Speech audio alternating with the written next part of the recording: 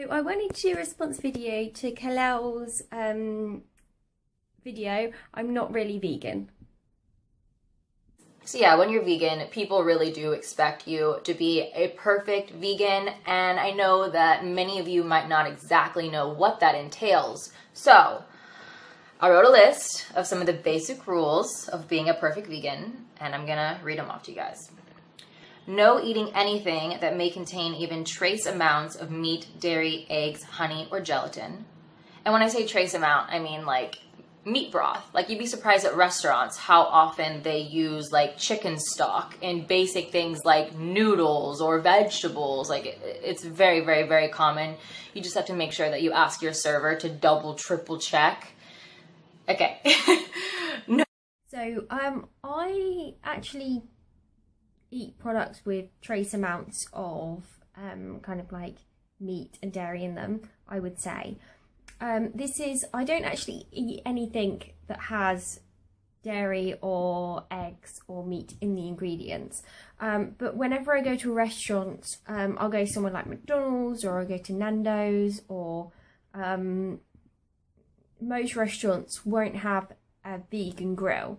It will be cooked in with the meat, and if it's not cooked in with the meat, it will probably be cooked in with products that contain eggs and dairy.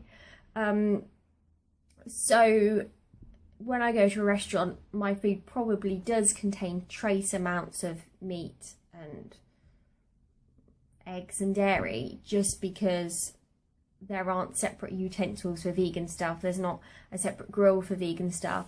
There's not a separate fryer for vegan stuff. There's not a separate oven for vegan stuff. And I mean, there are some vegans who are very, very picky, and they won't go to any type of restaurant that,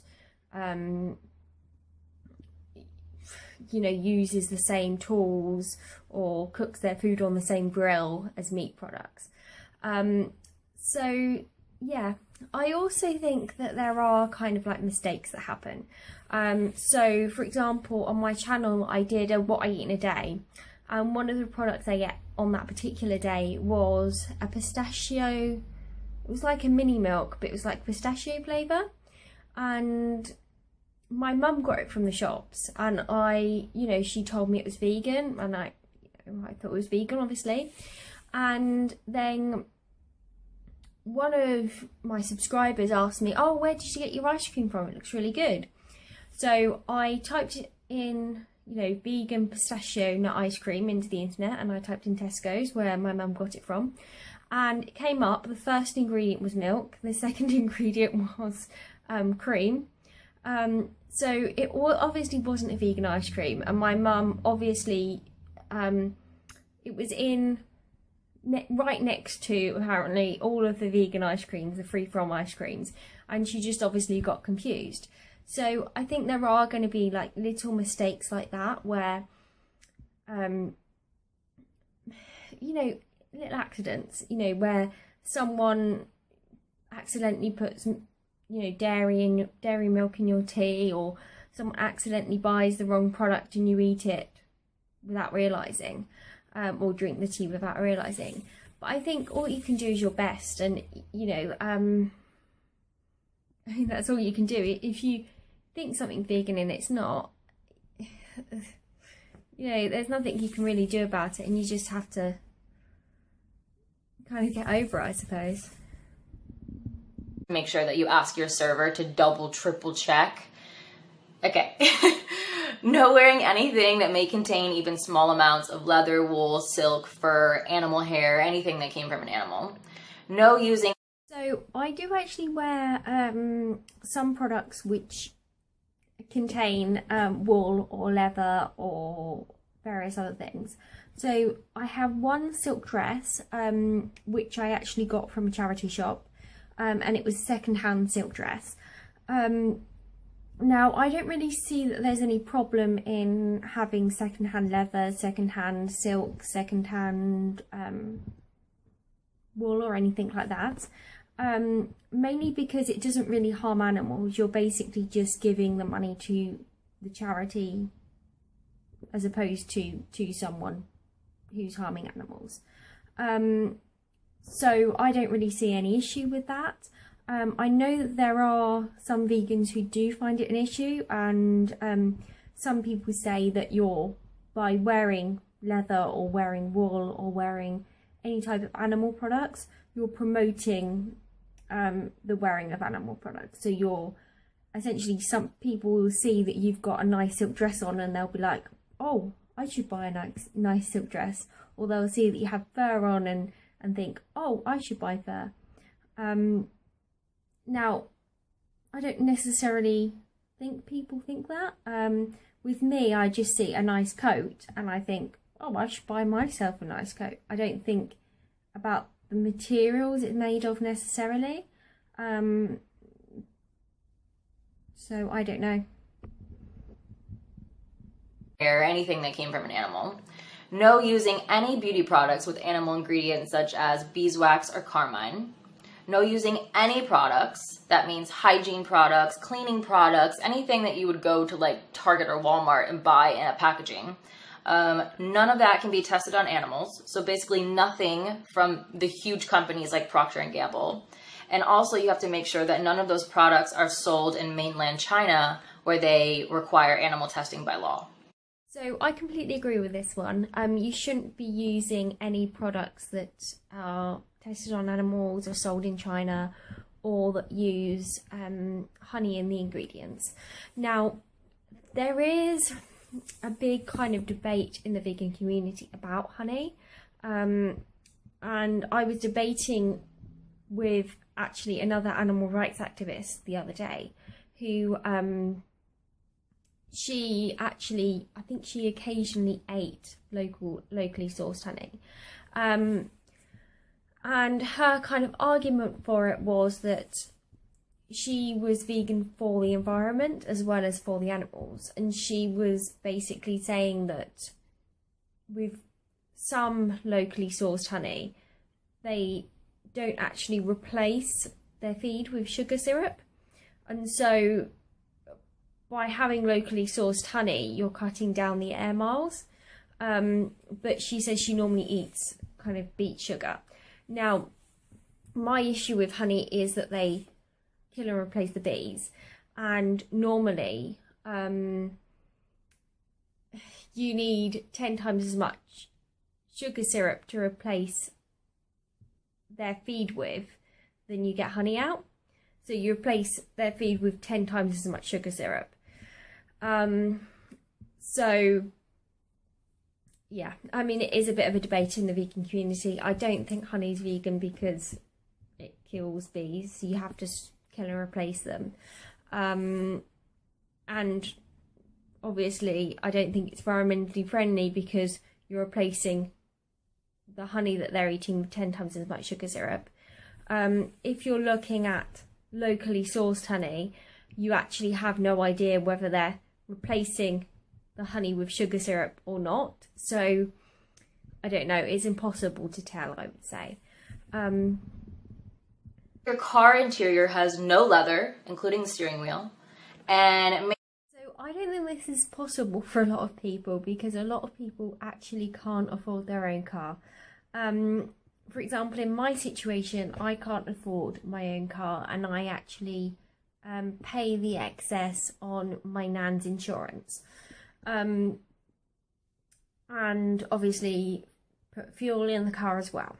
So that's what I do, and I have absolutely no say in the car that my nan picks. My nan picked her car quite a few years ago before I was even using it, and even if she bought a new car, it would be her choice on the car that she brought. Mainly because she's paying the majority of the insurance and it's her car at the end of the day. So yeah, I mean, for a lot of people it's not possible to get a car with completely vegan interior and a completely vegan steering wheel. Also, a completely vegan car probably would be more expensive than a non-vegan car. I think it's definitely maybe something I should consider when I get my own car. I could actually get, for people in my position which aren't that well off, we could possibly get second-hand cars which may be made with leather, but we're actually reducing the demand for these products. We're not creating any more cars with leather seats, if that makes sense. That's one possibility for people who aren't as well off as that. I don't necessarily think it's that possible for people who can't afford their own cars, though. And also, the other thing I want to bring up is, if I didn't insure my nan's car, or didn't pay the excess on my nan's car, and I decided, okay, I'm going to take the bus instead, the bus again might have leather seats or some kind of animal products used in that steering wheel. So I don't necessarily think there's any way around it. Definitely when I get my own car, I will consider getting a second-hand one, though.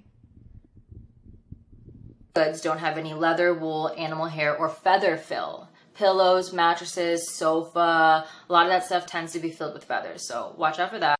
Right, so I do agree with not buying any kind of like fabrics or furniture with leather or wool or anything like that in it. I think that it is, again, quite hard when you're living with kind of family or in some kind of rental accommodation. With family, I think it's the hardest, because essentially if they buy the product, you can encourage them not to buy the product, but not to buy like a leather couch like my nan has here with a sheep's wool thing on top of it. You can encourage them not to buy that kind of thing, but it doesn't mean that they're gonna not buy it. They may still buy it even though you don't want them to. And the same thing can happen with a husband, for example, a non-vegan husband. Even if you're renting an accommodation, you may not rent somewhere that has a leather couch, but that doesn't mean that your landlord's not going to put a leather couch in there during the time that you're renting out the property. I think, definitely do your best not to, purchase any products with, leather or wool in them or anything like that. I think there are exceptions, like, for example, furnishings that you've got secondhand. I know that there are like big furniture shops that you can get secondhand furniture from, and I don't think that's really an issue, getting a leather secondhand sofa particularly. A lot of that stuff tends to be filled with feathers, so watch out for that. No taking any medicine or prescription drugs that required animal testing trials, which is pretty much all of them. No going to the zoo. So I think that it's very, very important that vegans take medicine. And I understand that there's a lot of debate in the animal rights movement about this. I know a guy who was in prison for 10 years because he stood up against the laboratory testing on animals in order to save human life. But I just fundamentally think that human life is more important than animals' life. And when you've had someone go through like a terrible illness, you just want anything that will make them better, and if that means that animals are going to die in order to make them better, I think that it's worth it. I just want new medicine and better things so that you know, people can go through less and less and less pain, you know, when they're going through, you know, illnesses. So yeah. No going to the zoo, SeaWorld, circuses, petting zoos, or anything else that involves the captivity, mistreatment of animals. No can.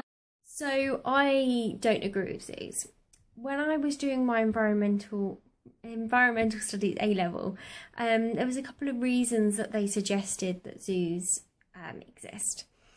One was to actually rehabilitate animals and get them back into the wild. But a very, very small percentage of animals in zoos ever get back into the wild. And even when they try and put them back into the wild, because animals in zoos have got used to people, they're not really used to being in the wild, and they can't really survive without human help properly. The second reason is to create a kind of wider gene pool, so breeding animals and then using their semen, or using their eggs and that kind of thing, in order to place those eggs and place that semen in other animals. So for example, you get a lion in captivity and extract his semen and then artificially inseminate that into a female lion, and the female lion will have cubs which have a more genetic, it will basically add genetic diversity to the wild lion population. Now again, this is very, very expensive, and it doesn't actually happen that much that they actually do that. After that, I kind of went to zoos if someone paid for me to go, but I didn't actually pay to go myself. And then I read an article and looked it up about, I think it was 3,000 animals in Europe have actually been culled in zoos.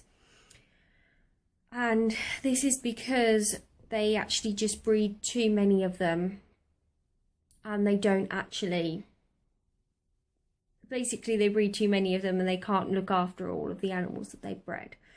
So after that, I actually stopped going to zoos. But that was quite a while after I went vegan. So I think it was at least 4 years in. So I think I stopped going to zoos 3 years ago, and I went vegan 7 years ago.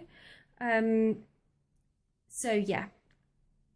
And then, I mean, there's also, I think it's kind of a process and you learn more and more as you go. But I think there are also vegans who work in zoos. So again, you know, there will be a debate about zoos in the vegan community. And a limited selection of wine due to how it's processed. So those are just the ones that I could think of off the top of my head. But as you can see... Right, so alcohol isn't something that the processing of alcohol isn't something I worry about. I looked into this when I first went vegan, and I like to be really consistent with things, and the issue is that sugar is also processed using animal ingredients, and this includes the sugar used in things like bread, wraps, cakes, biscuits, you know, certain types of cereal. All of that actually could use bone char. And so I just don't know the point in worrying about alcohol being vegan when I'm not worrying about the sugar in my bread being vegan. So I just don't worry about it. Now, I know a lot of people say, oh, well, you know, drinking alcohol is very simple, but, you know, sugar is a lot harder. Because we have apps like Barnivore and that kind of thing. I don't know. I mean, it's just not something I personally worry about.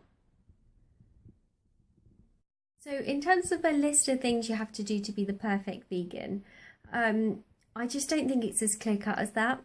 I think that there is a lot of debate in the vegan community over certain things. There's debate over honey. There's debate over alcohol, drinking vegan alcohol or not drinking vegan alcohol, and I think that everyone has the responsibility. Everyone has a responsibility to educate everyone else about what they're doing. And if they think that they're doing something immoral, I think it's definitely a good idea educating them. And I think that you also have to be willing to have a debate with people, because you may disagree. Like, I disagree about, using honey. And I'm going to stand up for the bees, and I'm going to, say to people that they shouldn't eat honey, because whenever they eat honey, the beekeeper is going to kill and replace the queen bee. And at the same time, people are going to stand up for animals when I'm drinking non-vegan alcohol, because animals are being killed in order to in order to produce the stuff used to process the alcohol. And I think that's fine. I want to add though that I don't think that you should ever say someone's not vegan. I just think it's a bit mean, and with me, when I'm told that I'm not vegan because I drink alcohol which is processed using fish or something like that, or eggs or whatever, it just offends me, because I get upset, because I just think that it's like, what all the animal rights work you do, and is just no use or something. And I just don't think it's very nice. I think educating people is a really good idea though. Oh, fuck. So I know you guys are probably wondering, what are these few things that I just can't, replace? Like, what is keeping me from being 100% vegan? Now, at first, honestly, I didn't want to admit up to this, because I feel like no matter what I say I'm holding on to, you guys will find a way to be like, that's what it is. You can easily replace it with this. You can do this. You can do this. You can do this. Believe me, I know. And this really doesn't make a lot of sense to me either, but I'm just not ready. I don't know. For whatever reason, I'm holding on to these things, and similar to how I was with the bags and the shoes, part of me just can't give up this one indulgence, and it's really, really hard for me. I will say, I'm definitely not consuming any meat. I have had no meat in over 5 years. That is not a thing. But I will admit to some of the things. So one of my things is a razor, a specific razor that I really like, my perfume, one makeup item, movie theater popcorn, and the very, very, very occasional candy bar. Doesn't feel good to admit this, because like I said before, I feel it's discrediting me as a true animal lover. Like, how can I feel okay getting popcorn when I know that, I have the visual in my head of a baby calf being ripped away from its mom so that we can pump the milk out of her? I'm educated on all these topics. When you're not educated on the topics and you don't understand the harm you're causing, it's really easy to do those things and not really think twice about it. But I know better. So why am I still doing this? Can't I bring my own popcorn to the movie? Can't I replace my makeup items? Can't I find a different brand of razor that works just as well? And I really wish I had a better response to this, because even to me, this does not make sense on paper. It really, really, really doesn't. But sometimes I just feel so sick of caring about every tiny thing I do. And so I feel like I'm holding on to these few things that I just don't really care about, because I'm just so sick of structuring my entire life, checking every label, Googling every uncertainty, asking the server to go in the back and pull out this big binder that has every single ingredient of everything. You know, it just, after a certain point, it just becomes exhausting. And yeah, there are times when Okay, so this is why I actually made this video. I mean, I don't mind the fact that she's saying, you know, I'm not, you know, the perfect vegan. I do, you know, have chocolate bars, which contain dairy occasionally. I have movie popcorn. You know, I use certain products which are tested on animals. You know, that's one thing, but she doesn't say how she's going to improve that behaviour in the future. And I think that that's the most important thing. I mean, how is she going to work on her behaviour and, you know, work on the things that she's doing wrong and change them? And, you know, I think it would be much more of a positive message if she was like, yeah, I'm doing these things wrong. I'm going to improve on them, and you should also improve on your behaviour and become, you know, abuse less animals too. So I suppose my advice for her would be, firstly, don't see veganism as this very pure thing, because it just seems a bit silly, and a lot of these things you're suggesting doing, they don't really affect animals. For example, wearing leather that you brought before you became vegan, you've already brought it. There's no use in just throwing it away or whatever. And also things like wearing second-hand goods. I mean, there's no reason not to wear them. They've already been brought, and you're not actually paying someone to abuse an animal by buying those second-hand goods. You're essentially just giving charity money to a charity, and yeah, I mean, that's why I think that this kind of very pure view on veganism doesn't work. And I would focus less on what people, you know, think of you, and more on the victims, which are the animals, because when you have those animals in mind, I think, you know, not using second-hand leather is very bit silly. But I mean, the actual things that you're doing to harm animals, like buying those chocolate bars and, you know, having that movie popcorn, it becomes a lot more of a serious issue, I would say.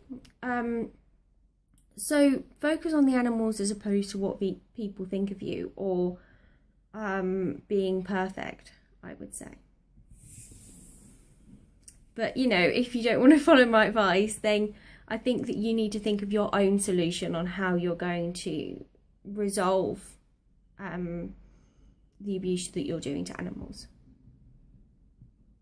If you are vegan, what percentage of vegan do you honestly think you are? I would really, really appreciate other vegans coming clean about their few things that they might cheat with or whatever. I think this would be really, really good for the movement. So if you guys can own up to I don't actually think that owning up to the things that you're doing wrong is good for the movement. If you're just saying, these are the things I'm doing wrong, I only think it's effective if you're actually willing to make moves to actually improve those things and change those things.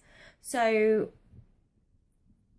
I'm actually going to change this question to things that I should improve on to become better vegan, and think how I'm going to do that, how I'm going to achieve those things.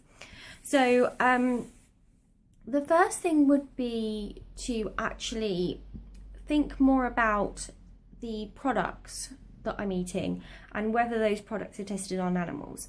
Now, this became quite evident to me with the Impossible Burger, because the Impossible Burger is actually tested on rats, and I'm pretty sure with kind of specialist vegan foods, a lot of them won't be tested on animals. So I'm going to look into that, look into animal testing on food-based products, and see if there are any ways kind of round that. The second thing I'm going to do to become a better vegan is think more about car interior. Now, I don't own my own car, but when I do purchase my own car, I'm either going to get a second-hand one or a vegan car if I can afford it. And I hadn't really thought about this until you actually mentioned it just now. So I think that's a good way of improving my behaviour. Thanks for watching, guys, and please subscribe and like this video.